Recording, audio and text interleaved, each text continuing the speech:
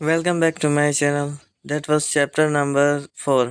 पिछले वीडियो में हमने देखा था कि ये फेंग ने उस बड़े से जायंट बेर को हरा दिया था। बॉस मॉन्स्टर था वो उसको, इसी की वजह से बाद में वो पास हो गया था। बाद में वो इंस्ट्रक्टर के पास आया था, वहाँ पर से सीन स्टार्ट होता है।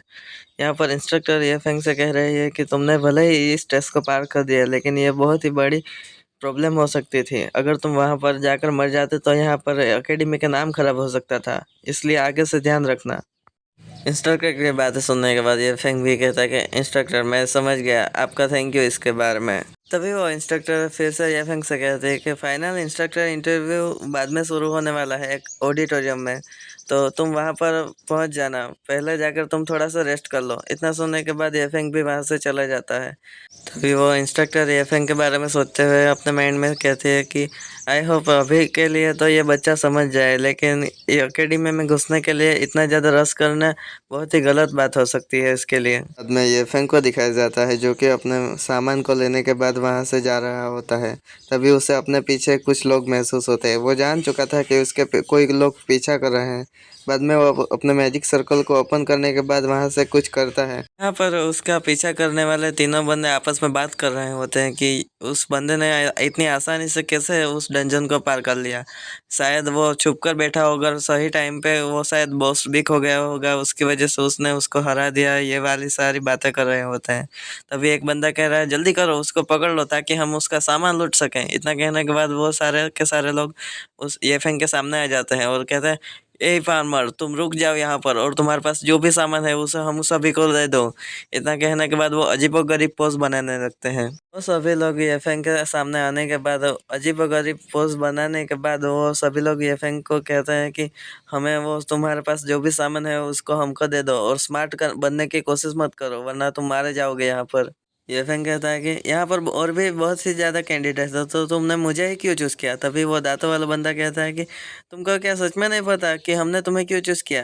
एक्सक्लूसिव रिवॉर्ड के बारे में वो लोग बताते हैं कि रिवॉर्ड तभी मिलता है जब कोई बंदा सोलो डंजन को क्लियर करे, जो कि होता है डेमोनिक बेरगिल, जो कि बहुत ही बढ़िया आइटम है, जिसकी वजह से हम 10 कॉन्स्टिट्यूशन पॉइंट को हमारे कॉन्स्टिट्यूशन में ऐड कर सकते हैं। तुम्हारे जैसे नल्ले फार्मर के पास ये कॉन्स्टिट्यूशन किसी काम का नहीं है, तो लाओ हमको दे दो वो। तभी एफेंग अपने प्लांट के साथ उस डेमोनिक बेरगिल की तुलना करता है कि जो जिसकी मदद से 10 कॉन्स्टिट्यूशन पॉइंट मिलते हैं, वही कॉन्स्टिट्यूशन पॉइंट उसको वाटरमेलन खाने से भी मिल सकते हैं। ये सब सोचने के बाद ये फेंग अपनी बुद्धि से शकल बनाते हुए कहता है कि क्या सिर्फ 10 कॉन्स्टिट्यूशन पॉइंट, इसको तो मैं बड़ी आसानी से समर में जब मैं अपने वाटरमेलन को उगाता था ना, तब मैं उसको पा सकता था। कि इतनी घटिया बात है कि इसकी वजह से मैं ये डंजन को क्लियर करूं और मुझको ये मिल जाए। क्या ही घटिया बात है। तभी एफेंग उसके सामने बेरगिल को सामने की ओर रखता है और कहता है कि क्या तुम इसके बारे में बात कर रहे हो। तभी वो बंदा उसको लेने के लिए आगे बढ़ता है, लेकिन तभी अचानक वहाँ पर बहुत ही बड़ा ब्लास्ट हो जाता है, जिसकी वजह से वो दोनों आपस में से अलग हो जाते हैं और दूर की ओर छटक जाते हैं। तभी हमें पता चलता है कि वो वही लड़की होती जो कि एफेंग को टीम अप करने के लिए बाद में कह रही थी, लेकिन एफेंग ने उसके साथ टीम अप नहीं किया था। तभी वो लड़की कहती है कि तुम सभी लोग यहाँ पर क्या कर रहे हो। प्राइवेट फाइट अकेडमी में करना फॉरबिडन है। अगर तुम यहाँ पर करोगे तो तुम्हें यहाँ से डिस्क्वालीफाई कर दिया जाएगा। तुम्हें पता नहीं है कि सब यहाँ पर करना मना है। तभी वो बंदा कहता है अर्लिंग, हम तुम्हारे साथ यहाँ पर कुछ भी नहीं कर रहे हैं। हम जो भी कर रहे हैं इस बच्चे के साथ कर रहे हैं, तो हमारे मामले में पंगा अड़ाने की कोशिश मत करो। तभी वो अर्लिंग भी कहते हैं कि क्या तुम मेरे साथ नहीं कर रहे हो, लेकिन मैं यहाँ पर खड़ी खड़ी ये तो नहीं देख सकती ना कि तुम एक कमजोर के ऊपर इतना अपना हाथ डालो और तुम उसके सामान को लूट लो। तभी वो अपना स्टैंड लेती है और अपने पावर को गैदर करने लगती है और कहती है कि अभी तुम यहाँ से चले जाओ, वरना मैं अकेडमी में रिपोर्ट कर दूंगी। बाद में तुम यहाँ से निकाल जाओगे, वो मेरी नहीं गलती है। तभी वो बंदा अर्लिंग से कहता है रिपोर्ट, तुम रिपोर्ट किसकी करोगे। तुम्हारे साथ भी हम यहाँ पर निपट लेंगे, तुम चिंता मत करो। हम तुमको हरा ना सके ये सब बन भी नहीं सकता। इतना कहने के बाद वो बहुत ही ज़्यादा हंस रहा होता है। तभी वो सारे के सारे बंदे ये फेंग और उस लड़की के सामने हमला करने के लिए आगे बढ़ने लगते हैं। तभी हम ये फेंग की तरफ देखते हैं, जो कि अपने माइंड में उस लड़की को सोचते हुए कह रहा होता है कि ये लड़की 7-11 के एक्यूपेशन के साथ है। इसका इतना स्ट्रांग तो होना ही चाहिए कि ये अकेले इन सभी मक्खियों को आसानी से हरा सके। इसके लिए मुझे यहाँ पर अपने टैलेंट को उजागर करने की ज़रूरत नहीं, यानी कि वो नेक्रोमेंसर वाले टैलेंट को इतने आसानी से तो सभी के सामने नहीं यूज़ कर सकता ना। इसकी वजह से वो ये सब अपने माइंड में सोच रहा होता है। तभी वो लड़की इन सभी को टीम अप करते देख और साथ में हमला करते देख वो बहुत ही ज़्यादा डिस्कस हो जाती है और वो कहती है कि क्या ही गंदी ट्रिक को तुम सभी लोग इस्तेमाल कर रहे हो यहाँ। तभी वो एफेंग से एक्सपेक्टेशन रखती है कि वो उसके साथ टीम अप करेगा और इन लोगों को हराने में उसकी मदद करेगा। तभी वो पीछे की ओर देखती है जहाँ पर एफेंग की तरफ देखते हैं कि एफेंग वहाँ से भाग रहा होता है। तभी एफेंग उसकी तरफ वो बेर का गिल फेंकता है और वो भी इसको कैच कर लेती है और एफेंग उससे कहता है कि इसको तुम इस्तेमाल करो और स्ट्रेंजर तुम्हारा थैंक यू जो कि मेरे को यहाँ से बाहर निकलने में मदद की। इतना कहने के बाद वो उसको सैल्यूट करने के बाद वहाँ से भाग जाता है। तुम्हारे काइंडनेस के लिए ये तुम्हारा गिफ्ट है। तभी वो लड़की के तरफ से शिफ्ट होता है और हमें पता चलता है कि वो सभी के सभी लोग वो लड़की के ऊपर अभी टारगेट लेकर बैठे हैं। तभी वो लड़की चिल्लाते हुए कहते हैं कि मैं यहाँ पर तुम्हें बचाने के लिए आई थी, ना कि खुद को लुटवाने के लिए आई थी। तभी रेस्टरूम की तरफ सीन शिफ्ट होता है और हमें पता चलता है कि ये फेंग उस लड़के को खतरे में डालने के बाद यहाँ पर आकर आराम कर रहा है। तभी वो अपने बैग में से स्क्रॉल को निकालता है और वो अपने आप कहता है कि ये स्क्रॉल को मैंने डंजन में से लिया था, बाद में ये मेरे लिए यूजलेस है, ऐसा मेरे को पता चला। क्या इसका रीज़न क्या हो सकता है? ये सब अपने माइंड में सोच रहा होता है वो। तभी वो अपने माइंड में सोचता है कि मेरे पास नेक्रोमेंसर टैलेंट भी है, क्या मैं उसको मिस करने के बाद उसको इस्तेमाल कर सकता हूँ? तभी वो अपने दोनों टैलेंट को अवेकन कर लेता है। बाद में वो उस स्क्रॉल के ऊपर इस्तेमाल करने की कोशिश करता है। तभी उसका सिस्टम विंडो में लिखा आता है कि उसने एक नई स्किल को सीख लिया है। तभी उसकी स्किल के बारे में उसकी सिस्टम विंडो में दिखाया जाता है कि उसका इस्तेमाल करने के लिए उसको स्पेसिफिक माना और कल्टीवेशन चाहिए होगा। स्ट्रेंथ उसकी से 100 की बढ़ जाएगी इसको इस्तेमाल करने के बाद और चांस है कि इनका लेवल अप हो सके, उसकी क्वालिटी बढ़ सके या फिर उनके 100 कुछ नई स्किल को इस्तेमाल कर सके। तभी वो कहता है कि यह सच में काम कर गया और इतना कहने के बाद वो बहुत ही ज़्यादा खुश हो जाता है क्योंकि उसको नई स्किल मिल चुकी थी। वो कहता है कि मुझे सिर्फ अपने दोनों टैलेंट के पावर के इस्तेमाल करने के बाद उसके माना को मिक्स करने की कोशिश करनी चाहिए थी और ये एक्टिवेट हो गया। इतना कहने के बाद वो बहुत ही ज़्यादा खुश हो चुका था वहाँ पर।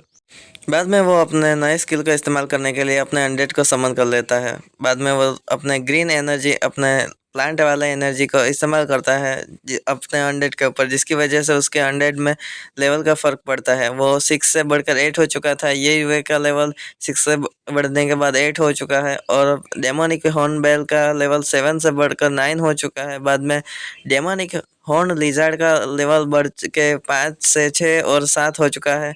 बाद में वो सोचता है कि ये इतना भी ज़्यादा बुरा तो नहीं है, नॉट बैड नॉट बैड। इतना कहने के बाद वो अपने अनडेड सोल्जर के तरफ देखने लगता है। यहाँ पर सभी चीज़ें ठीक है, लेकिन यहाँ पर गलत चीज़ सिर्फ यही है कि मैं क्या सच में अपने नए फार्मलैंड को ले पाऊँगा? यहाँ पर मैं अपने परिवार के फार्मलैंड के ऊपर अपने ज़्यादातर एक्सपेरिमेंट नहीं कर सकता क्योंकि यहाँ पर मैं एक्सपेरिमेंट करूँगा तो मेरे परिवार को बहुत ही ज़्यादा परेशानी हो सकती है। इतना कहने के बाद वो थोड़ा-सा आराम करता है। बाद में वो वहाँ घर से बाहर निकलने की कोशिश करता है। तभी उसे पता चलता है कि उसके सामने वही तभी वो अर्लिंग नाम की लड़की उसके दरवाजे के सामने खड़ी होती है। वो कहती है कि हे, तुम्हारा डेमोनिक बैग मेरे पास ही रह गया था, तुम इसे वापस ले लो। तभी एफेंग उससे कहता है कि ये मैंने तुमको दिया था, तुम इसे रख लो। तभी वो लड़की भी बहुत ही ज़्यादा घबराते हुए कहती है कि नहीं, ये इतनी ज़्यादा वैल्यूएबल चीज़ मैं कैसे रख सकती हूँ।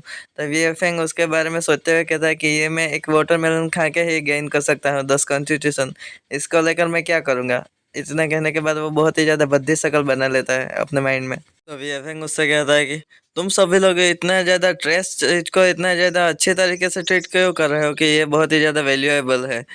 तभी वो लड़की भी उसकी बातें सुनने के बाद कहती है कि क्या मैंने सही सुना, ये इसको ट्रेस बोल रहा है। ये फेंग उस लड़के के ऊपर ज़्यादा ध्यान ना देता हुए अपने आप को वहाँ से निकाल लेता है और वो वहाँ से निकलने के बाद अपने पावर को टेस्ट करने के लिए आगे की ओर जंगल की ओर जाने लगता है। तभी हमें डीप इन वुड नाम के एरिया के तरफ दिखाया जाता है जहाँ पर ये फेंग पहुँच चुका होता है। वो अपने चारों तरफ देखता है, लेफ्ट एंड राइट। तभी वो उससे कन्फर्म कर लेता है कि यहाँ पर कोई नहीं है। तभी वो अपनी नेक्रोमेंसर की एबिलिटी को यूज़ करने के लिए वो बाहर निकलता है। बाद में वो कुछ क्रॉप्स के ऊपर उसको इस्तेमाल करता है जिसकी वजह से वो सभी के सभी क्रॉप्स बहुत ही ज़्यादा गलत तरीके से इवॉल्व हो जाते हैं और वो मॉन्स्टर की तरह दिखाई देने लगते हैं। पिछली बार येफेंग ने एक कैबेज के ऊपर इसका इस्तेमाल किया था, तब वो कैबेज बहुत ही ज़्यादा मॉन्स्टरस हो गई थी। इसकी वजह से वो कहता है कि मैंने पहले भी इसका इस्तेमाल किया था और इसमें कोई भी डिफरेंस मुझको नहीं दिखाई दे रहा है। लेकिन तभी अचानक येफेंग अपने सामने कुछ देखने के बाद बहुत ही ज़्यादा चौंक जाता है और कहता है कि रुको, तभी वो अपने सामने देखता है कि वो कॉर्प्स बहुत ही ज़्यादा बड़े हो चुके थे और वो बहुत ही ज़्यादा मॉन्स्टर्स दिखाई दे रहे थे। तभी वो अपने माइंड में सोचता है कि हे भगवान, यहाँ पर ये क्या हो गया? ये बहुत ही ज़्यादा मॉन्स्टरस और बड़े दिखाई दे रहे हैं। क्या तुम सभी लोग बिलीव कर सकते हो कि कॉर्प्स अपने आप मूव कर सकते हैं, यानी कि हिल सकते हैं? तभी सीन शिफ्ट होता है, हमें एक बंदे को दिखाया जाता है जो कि बहुत ही जोर से एक जंगल की तरफ आगे बढ़ रहा होता है। तभी वो कहता है कि यहाँ पर मुझे स्पिरिट एनर्जी डिटेक्ट हुई है, मुझे लगता है कि ये मेरे बहुत ही ज़्यादा क्लोज है, मैं यहाँ पर पहुँचने ही वाला हूँ। तभी हमें पता चलता है कि ये और कोई नहीं, टुका है, जो कि एक इन्वेस्टिगेटर है। हमने पिछले वीडियो में देखा था इसको। तभी टोका कहता है कि मेरा गैस बिल्कुल सही था, क्या यहाँ पर सच में नेक्रोमेंसर का ऑरा रिलीज हुआ था? बाद में थोड़ी देर के बाद हमें सीन दिखाया जाता है कि टोका और ये फेंग आमने सामने से गुजर रहे होते हैं, लेकिन टोका को कुछ फील होता है और वो ये फेंग के कंधों पर हाथ रख देता है, जिसको इस तरीके से अपने साथ वर्तन करते देखने के बाद ये फेंग भी बहुत ही ज़्यादा इरिटेट हो जाता है। तभी टोका ये फेंग से कहता है कि तुम्हारे कपड़ों को देखने के बाद लग रहा है कि तुम एक फार्मर हो। तभी ये फेंग इस तरीके के बिहेवियर को देखने के बाद थोड़ा सा इरिटेट तो हो जाता है, किसी को भी इरिटेशन हो सकती है। वो कहता है कि क्या तुम्हारे साथ फार्मर ने कुछ किया है, तुम्हें प्रोवोक करना या फिर कुछ? अभी थोड़ा सा डिस्कशन के साथ ये फेंग की तरफ देखता है। बाद में वो कहता है कि फार्मर, मुझे बताओ, यहाँ पर तुमने किसी अननोन बंदे को देखा है जो कि स्ट्रेंजर हो और बहुत ही ज्यादा अजीब तरीके से वर्तन कर रहा हो? तभी ये फेंग कहता है कि एक्चुअली में मैंने ऐसे बंदे को देखा तो है। तभी उसकी बातें सुनने के बाद टुका कहता है, क्या, कहाँ पर तुमने यहाँ पर देखा है? तभी ये फेंग कहता है, यहाँ पर सबसे ज्यादा सस्पिशियस बंदा तो तुम ही हो।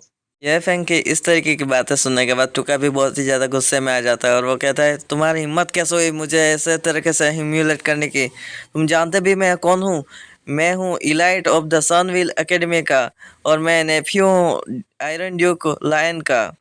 अपने बारे में बताते हुए वो बहुत ही ज़्यादा गुस्से में आ चुका था। इसकी वजह से वो ये फेंग के ऊपर हमला करने के लिए आगे बढ़ता है और वो कहता है कि मैं तुम्हें अभी नहीं छोड़ूंगा, मैं तुम्हें मार दूंगा। तो यहीं पर हमारा वीडियो समाप्त होता है और जब नया चैप्टर आ जाएगा तब मैं उसको एक्सप्लेन करके डाल दूंगा। ये इसका लेटेस्ट एपिसोड था। बाद में हम देखते हैं कि क्या होगा। हम यहाँ पर मैं आपको एक अनाउंसमेंट करना चाहूँगा, क्योंकि मैं वीडियो के एंडिंग में हमेशा अनाउंसमेंट करता हूँ। आप तो शायद देखते हैं या फिर नहीं, वो मेरे को मालूम नहीं, लेकिन यहाँ पर मैं एक अनाउंसमेंट करना चाहूँगा कि मैं अब अपना यूट्यूब चैनल का लोगो बदलने वाला हूँ। ये जो सामने कान काने के दिखाई दे रहा है ना, ये वाला रखने वाला हूँ। तो आप कंफ्यूज ना हो, इसकी वजह से मैंने आपको बता दिया। बाद में अभी थोड़ा सा वर्क का इशू है, इसी की वजह से वीडियो लेट है। तब तक के लिए मिलते हैं, बाय बाय नेक्स्ट वीडियो में।